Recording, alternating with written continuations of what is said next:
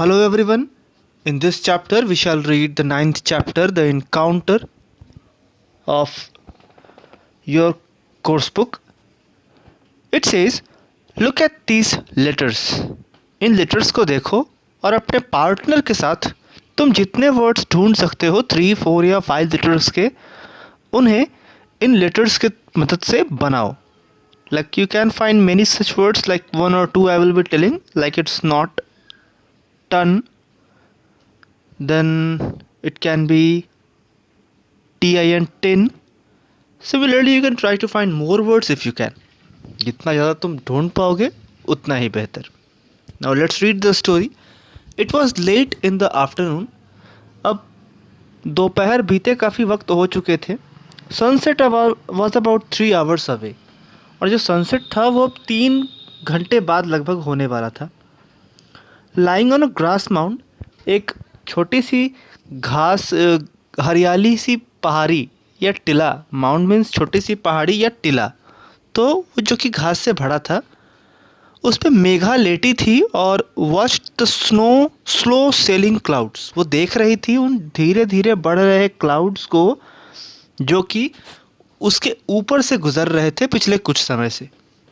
हल्की हवा, light breeze, turn the pages of her exercise book. और उसके पास एक एक्सरसाइज बुक भी था जिसके कि पेजेस हल्की हल्की हवा के कारण पलट जा रहे थे. Megha, hearing her name, she sat up with a start and turned around to see her friend Neha. तो किसी ने इसी बीच उसे आवाज़ दी. अपने नाम को सुनकर वो बिल्कुल उस आवाज़ की तरफ चौंक कर देख पड़ी. Aren't you going home? क्या तुम घर नहीं जा रही? Don't you have to go to Miss Sophia's at 5 o'clock? Neha asked. तो मेघा से नेहा पूछ रही है कि क्या तुम्हें घर नहीं जाना और क्या तुम्हें मिस सोफिया के पास भी नहीं जाना 5 बजे? No, not yet. If I go home now, mother will tell me to eat something and do my homework right away. नहीं, अभी तो नहीं जाना चाहती, क्योंकि अगर मैं अभी जाती हूँ तो माँ मुझे कुछ ना कुछ खाने को कहेगी और फिर कहेगी कि सीधा होमवर्क करने बैठो. And what's wrong with that? तो इसमें गलत क्या है? Megha made a face at Neha. तो मेघा थोड़ा चेहरा अपसेट सा चेहरा बनाकर अपनी फ्रेंड नेहा की तरफ देख रही होती है. Okay, I won't say anything. You stay here and day dream. I am going home. तो नेहा कहती है मेघा को कि ठीक है, मैं कुछ नहीं कहूँगी, तुम यहीं रहो और अपने सपने देखो. I am going home. मैं तो घर चली. Neha stomped off angrily, leaving Megha to continue what she loved doing, gazing.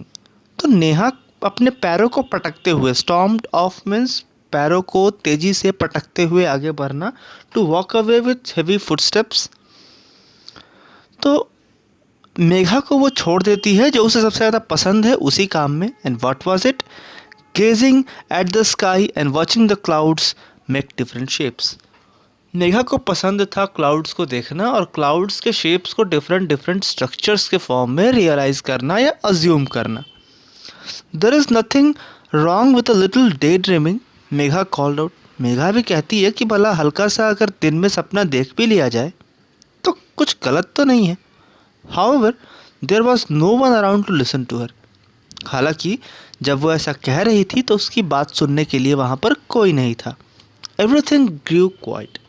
सब कुछ बिल्कुल शांत हो चुका था. क्वाइट मीन्स शांत. Even the school building in the distance looked empty and lonely. यहाँ तक कि स्कूल की बिल्डिंग जो कुछ ही दूरी पर थी वो भी बिल्कुल शांत और खाली दिखाई दे रही थी.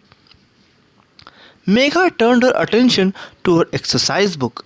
अब मेघा ने अपना ध्यान अपने एक्सरसाइज बुक पे लगाया. The homework question made her smile disappear. और उसकी सारी खुशी जो थी वो क्वेश्चन पेपर के होमवर्क देखने के साथ ही जाती रही.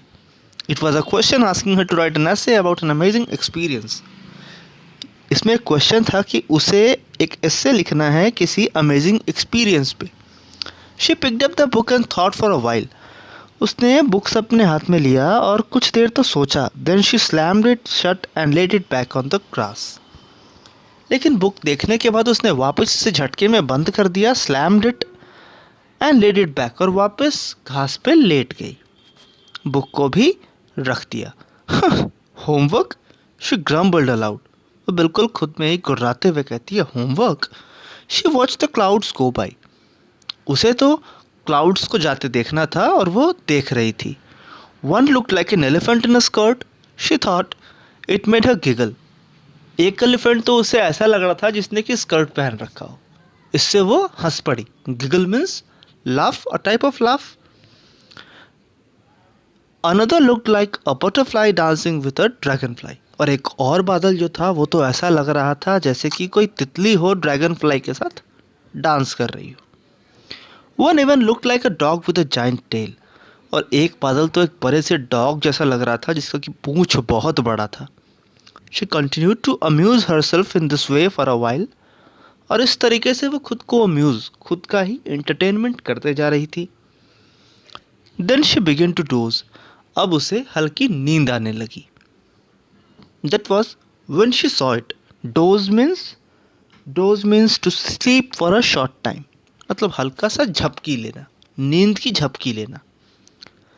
ये वही टाइम था जब उसने देखा a bright streak of gold darted across the sky towards the woods। एक ब्राइट स्ट्रीक, एक पतली सी धार, बहुत चमकीली सी धार स्काई से जंगलों की तरफ आती हुई दिखाई दे रही थी। Woods means forests, woods means जंगल, फॉरेस्ट्स।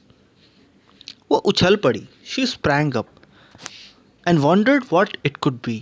और सोचने लगी कि ये क्या हो सकता है। She started to imagine all kinds of things। और इतने में ही उसे हर तरह की चीज़ की याद आने लगी। She thought of a fallen star। उसे लगा कि ये कोई गिरता तारा हो सकता है। And wondered how pretty it would look। और वो चौंक पड़ी, सोच रही थी कि कितना अच्छा होगा ये। She also wondered if it was a fairy। उसने ये भी सोचा कि कहीं ये कोई परी तो नहीं। A beautiful one in a white and gold gown। एक सुंदर परी तो नहीं जिसने कि ब्यूटीफुल वाइट और गोल्ड गाउन पहन रखा है। या फिर हो सकता है कि वो एक फायर स्पिटिंग ड्रैगन हो। She ran off towards the woods. तो वो जंगलों की तरफ भाग पड़ी। The woods were scary. जो जंगल था वो भी डरावना था। In the darkness the trees looked like they were waiting for something to happen. और जंगलों में तो ऐसा लग रहा था जैसे कि वो कुछ होने के इंतज़ार में हो। The dead leaves crunched. जो डेड लीव्स थी उनके ऊपर जब मेघा का पाँव पड़ रहा था तो वो क्रंच और क्रैक कर रहा था। कड़कड़ाहट की आवाज़ आ रही थी। Still she went on. फिर भी वो चलती रही। Wanting on to find what had fallen from the sky. इसको जानने की इच्छा लेकर के कि आखिर स्काई से क्या गिरा है। Finally she saw it. Finally उसने देखा। क्या देखा? अ shiny round object the size of a small car.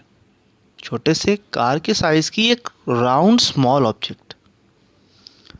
Aliens? She wandered. क्या ये एलियंस हैं? उसने खुद से ही सोचा। वो खुद ही चौंक पड़ी।